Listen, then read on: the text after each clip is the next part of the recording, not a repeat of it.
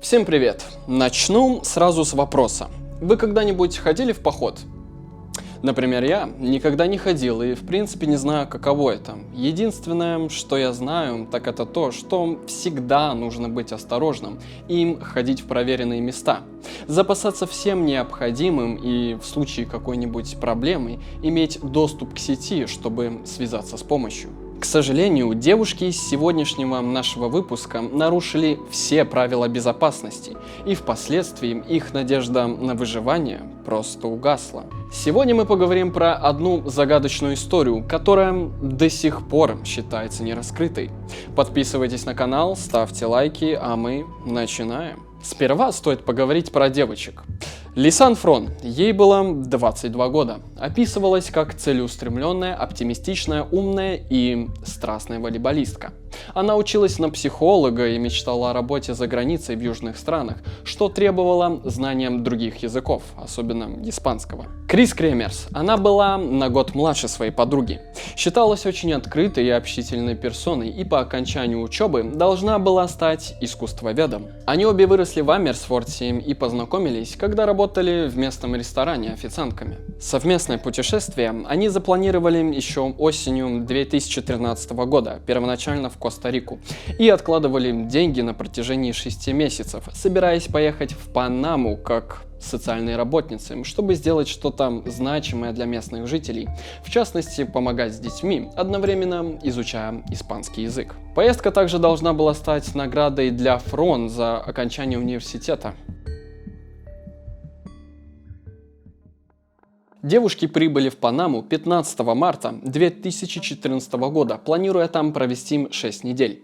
Первые 2 недели они должны были проживать в курортной провинции Бокас-дель-Торо и посещать курсы испанского языка, а потом на оставшиеся недели уехать вглубь страны в небольшой населенный пункт Бокетти, где им предстояло работать с детьми. Однако один из моментов пошел явно не по плану. Они продолжили следовать намеченному курсу и уже в Бокетти заселились в заранее подготовленное для них жилье. Ожидалось, что 31 марта они приступят к работе в детском саду, но из-за некоторых проблем им сказали, что практика начнется на неделю позже запланированного срока. Девушки были разочарованы этим до такой степени, что потеряли всякое желание там работать. Однако позже, получив немного свободного времени, они решили посвятить его путешествиям. 1 апреля Крис и Лисан отправились в поход в туманные леса по туристическому маршруту Эль Пианиста. Выбранный девушками маршрут пролегал через степи и джунгли, а конечной точкой являлся Мирадор, смотровая площадка, с которой открывается вид на город и океан. Маршрут имеет длину около 4 километров и проходится туда и обратно примерно за 3-4 часа. Судя по последним снимкам, сделанными туристками, они успешно прошли тропу и оказались на Мирадоре. Однако после не стали возвращаться назад, а пошли дальше по дороге, которая уже не относится к маршруту. Существует гипотеза, что они хотели посмотреть на водопад, и судя по последним фотографиям, сделанным в тот же день, девушки находились уже в часе ходьбы от его вершины и продолжали идти дальше. На этих фотографиях Крис пересекает усыпанный камнями мелкий ручей и стоит на одном из камней, повернувшись лицом к камере. Что происходило с девушками после того, как были сделаны эти последние фотографии, остается загадкой. Известно лишь то, что вскоре с их телефонов были предприняты попытки связаться со службой спасения. Главную роль в обнаружении пропажи сыграл панамский гид Фелисиано Гонсалес, однако информация о его контактах с Крис и Лисан противоречива. По версии американского журналиста Джереми Крита, проводившего самостоятельное расследование этого дела, 31 марта Гонсалес встретился с девушками в школе и предложил им тур по окрестностям, однако девушки почему-то отказались. В более поздней статье Крит пишет, ссылаясь на полицейский отчет и интервью Гонсалеса, что гид все-таки договорился с ними об экскурсии, которая была намечена на 2 апреля. По другим данным, 31 марта была достигнута договоренность сразу о 2 экскурсиях. 2 апреля на клубничную ферму и 5 апреля на вулкан Бару. Из интервью с самим Гонсалесом следует, что 1 апреля ему позвонили из языковой школы и сообщили, что две девушки заинтересованы в получении его услуг. На следующий день он пришел в школу и ждал их, но клиенты так и не появились. Тогда Гонсалес вместе с сотрудницей школы Эйлин отправился в дом, где остановились Крис и Лисан. Получив ключ, они вошли в комнату девушек и убедились, что там пусто, и девушки явно не ночевали в ней. Они все еще колебались, думая, что девушки просто могут гулять по городу. И только вечером, около 7 часов, они обратились в полицию, но им потребовалось предоставить данные о пропавших, из-за чего они вернулись сначала в комнату, а потом уже в языковую школу. 2 апреля около 9 часов в полицию было подано заявление о пропаже, и уже 3 апреля Гонсалес сообщил о пропавших людях в Национальную систему гражданской защиты Панамы. В первые дни поиски велись вокруг вулкана Бару, потому что девушки никого не предупредили о том, куда именно направляются, и никто не знал, где их искать. А позже вдоль тропы Эль-Пианиста, вплоть до Мирадора. В первые 2 месяца после исчезновения девушек не было найдено никаких следов, и только в июне местная жительница обнаружила рюкзак Лисан, совсем не в том месте, где первоначально велись поиски. Сообщалось, что это примерно в 8 километрах от того места, где студенток в последний раз видели живыми. Рюкзак был фактически в идеальном состоянии, все его содержимое осталось целым и невредимым, и даже не промокло, что, разумеется, странно и подозрительно, учитывая, что он находился в реке. Первые непонятки вызвали телефоны девушек.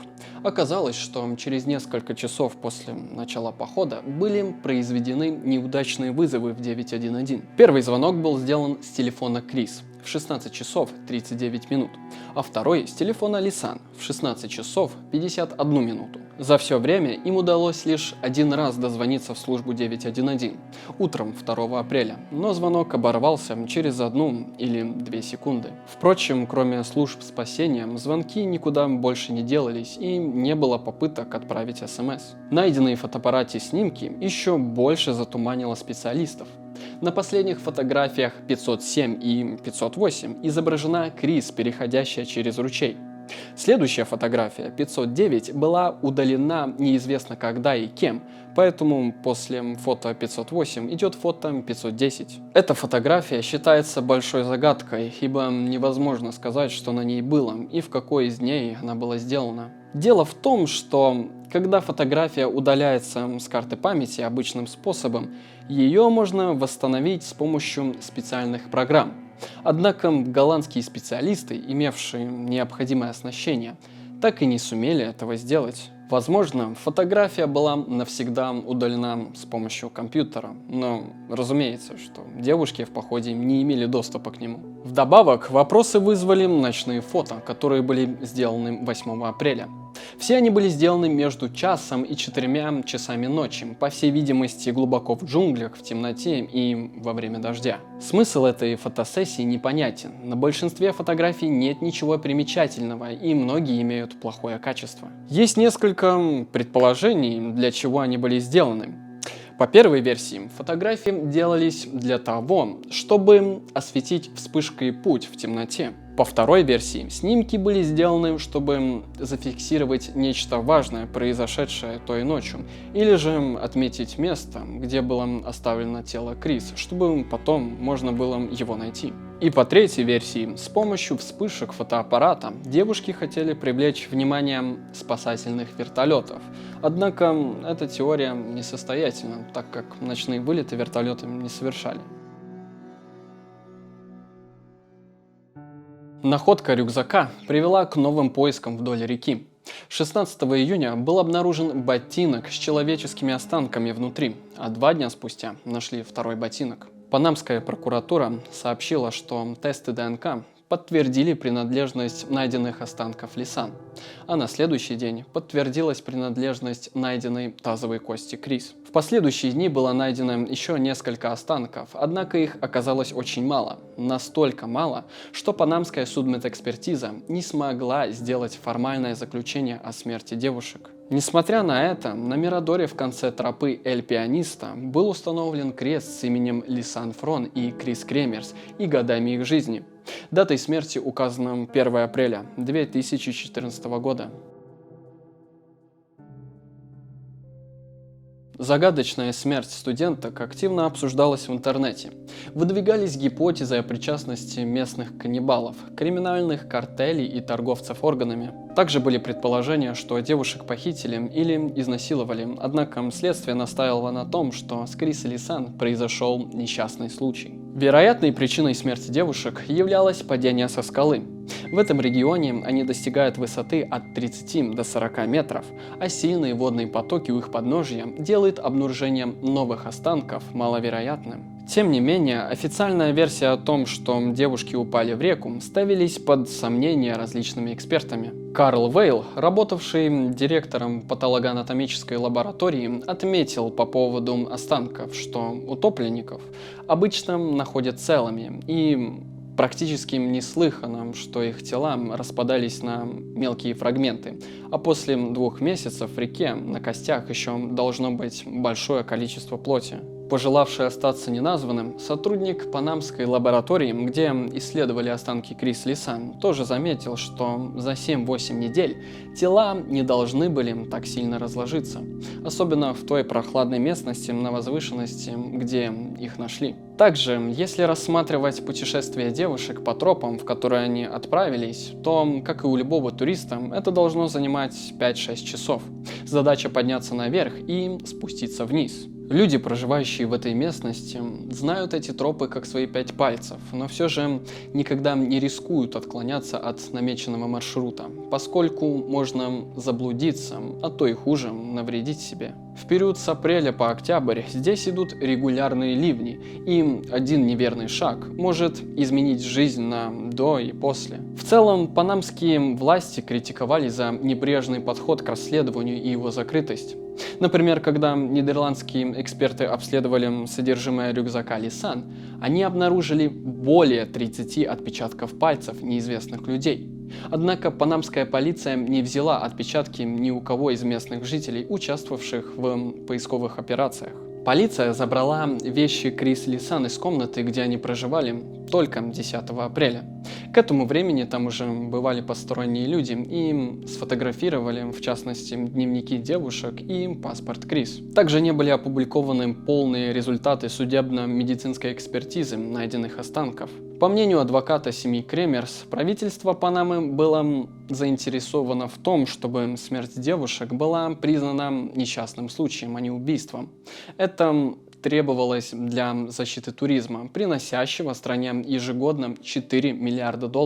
Большое количество несостыковок и противоречивые показания свидетелей превратили дело об исчезновении туристок в одно из самых громких и резонансных, случившееся в 2014 году. Инцидент до сих пор продолжает изучаться исследователями, местными жителями, журналистами и близкими девушек. Почему расследование так затянулось? Какие версии случившегося существуют? И что на самом деле произошло с Крис Кремерс и Лисан Фрон в ту злополучную поездку? Как вы уже поняли, вопросов осталось очень много, а конкретных ответов на них до сих пор еще нету.